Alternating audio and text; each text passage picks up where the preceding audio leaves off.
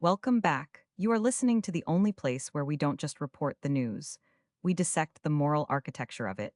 And today, the foundation is being shaken right before our eyes. I am looking at a feed that does not merely announce policy. It announces an ultimatum wrapped in a patriotic flag, delivered with the terrifying precision of a countdown clock set to explode over American medicine shelves. Let's go straight into this because we cannot afford to look away from what President Trump is telling us about our very survival. He posts today, effective August 1st, 2026, all generic drugs being brought into the United States will continue to have a tariff of some number percent for a 2-year period of time. 2 years. That is 18 months from now where we are standing in this timeline. But then he drops the hammer, after which the tariff will be raised to 100% for a 1-year period of time and 200% thereafter. He says it's done in order to reshore generic pharmaceutical production into America, with a penalty on companies that don't build plants. This is not an adjustment. This is a total restructuring of the global supply chain under threat of extinction for those who refuse to comply. And yet, he claims, the objective of this policy is to protect the people of the United States. Protect them. From what? From their own pharmacies emptying out when that 200% tariff hits in 3 years' time? Look at the timing here. He says pharmaceutical facilities are being built at a level never seen before all over the United States of America. Never seen before. That is his claim. But as he makes this declaration about reshoring and protecting lives through manufacturing mandates, we have to ask, who pays when that some number percent window closes? The markets reacted violently today, swinging back and forth in a choppy, terrified rhythm, as if the algorithms themselves sense the cliff edge looming over our medicine cabinet. They moved, they whipsawed, but nobody knows which way it will land because this post is not about economics. It is about coercion. And then he pivots immediately to the war machine, and the contrast is so jarring you can feel your stomach drop. He posts a list of wars. Afghanistan War, 20 years, some number 0 dead. Iraq War, 9 years, 4 some number dead. He lists Vietnam at nearly some number dead, Korea with some number plus. And then he writes this line that hangs in the air like smoke from a battlefield. Venezuela War, 1 day, 0 dead. 0, not one American life lost, in a war against an entire nation's sovereignty. He follows it up with Iran military conflict, 4 months, 18 dead. And then he posts this image, a declassified CIA document titled CIA Note about Chinese Interference. This is the connective tissue of his day. We are being invaded from within by foreign powers, and the only way to stop them is a scorched earth approach on our own economy. He shares an image with bold claims that no one in Washington has dared touch until now.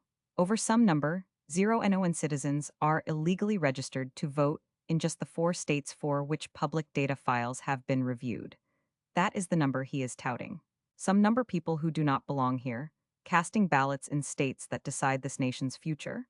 He says it's about securing elections against foreign country interference and illegal alien voting, urging Republicans to unify on a budget bill that includes his Save America ACT.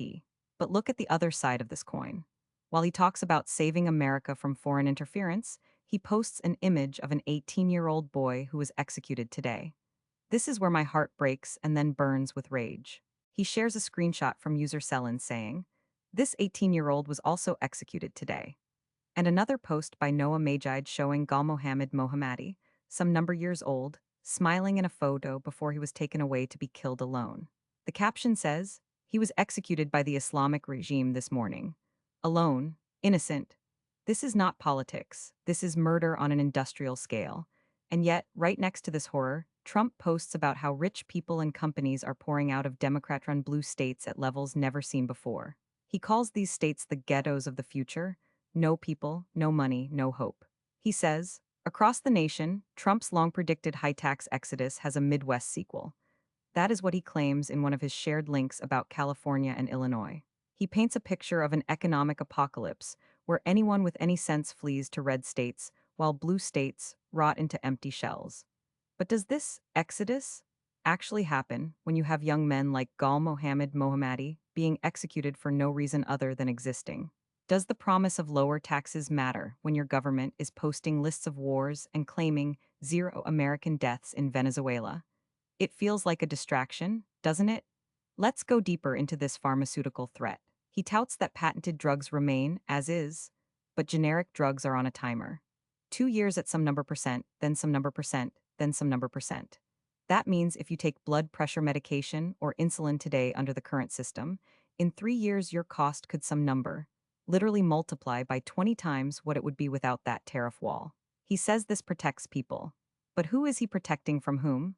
From foreign competitors? Or is he forcing a rapid migration of industry that will leave shelves bare for those who can't afford the transition? And then there is the education angle in these images he posted. A graphic titled Promises Made Promises kept showing him signing Executive Order 14,242, putting parents back in charge with pro-American education. He quotes himself, "We will put parents back in charge, pro-American education they deserve." But look at the date on that document, January 2025 versus January 2024. The timeline is shifting again. Is this about control or choice? The markets were all over the place today, reacting to every single one of these threads as if trying to find a signal in static.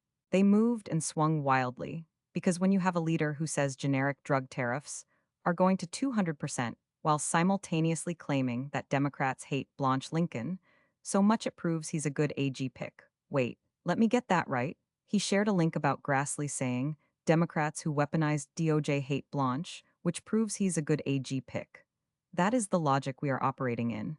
Hatred for one person proves another person is qualified to lead our justice system, and he posts this while an innocent boy dies in Iran, while 18-year-olds are executed and their mothers beg us on social media, please help. Please be their voice. He links to a piece about blaming immigration chaos on Biden and Harris, not him, but the image of that DHS document with its claim of over some number of illegal voters suggests he sees this as an existential threat greater than any border wall could stop. It's all connected in his mind. Foreign interference at the ballot box is linked to Chinese economic pressure, which links to drug shortages if we don't reshore now or face a 200% penalty. And through it all, he calls out savages regarding protesters and asks when Democrats will wake up. Is this really about waking them up? Or is it about keeping us awake in fear so that we vote the way he wants on August 1st of next year? He says, I am watching the vote very closely and hope Republicans can unify. But unify to do what exactly? To pass a budget bill while generic drug companies scramble for 2 years before they are priced out of existence by his own tariffs. While rich people flee blue states into ghettos that he predicts will be empty, we have an image of him in Lebanon, directing carriers to fly there because President Aoun did a remarkable job.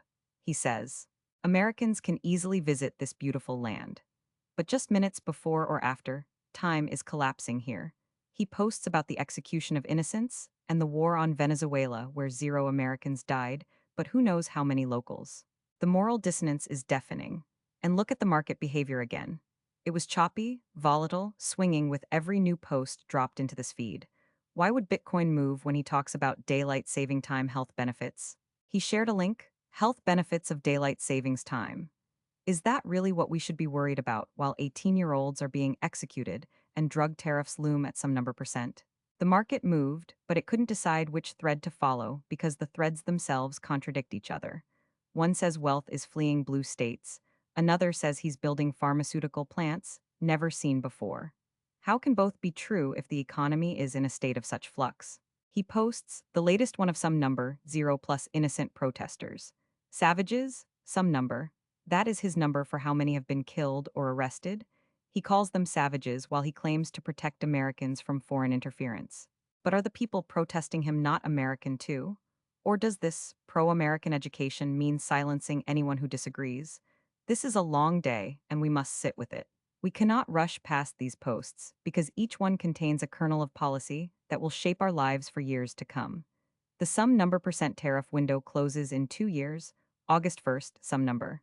No, wait, he says effective August 1st, 2026, the some number percent continues. Wait, no, he says, effective August 1st, 2026, it will continue to have a tariff of 0 for 2 years. So that means in 2 years from today's date. Wait, let me get this right.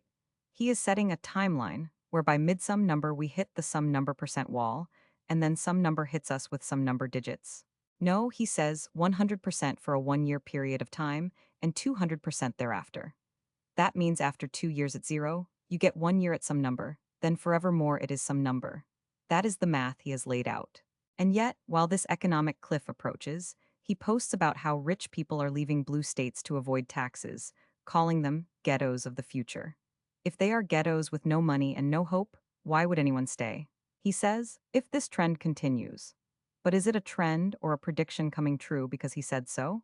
The image of that declassified CIA note about Chinese influence targeting swing states, it ties into his demand for unity on the budget to secure elections. But securing them from whom exactly? From some number, zero non-citizens in 4 states according to the DHS document he posted, or from a foreign regime executing innocent boys like Gal Mohammed Mohammadi.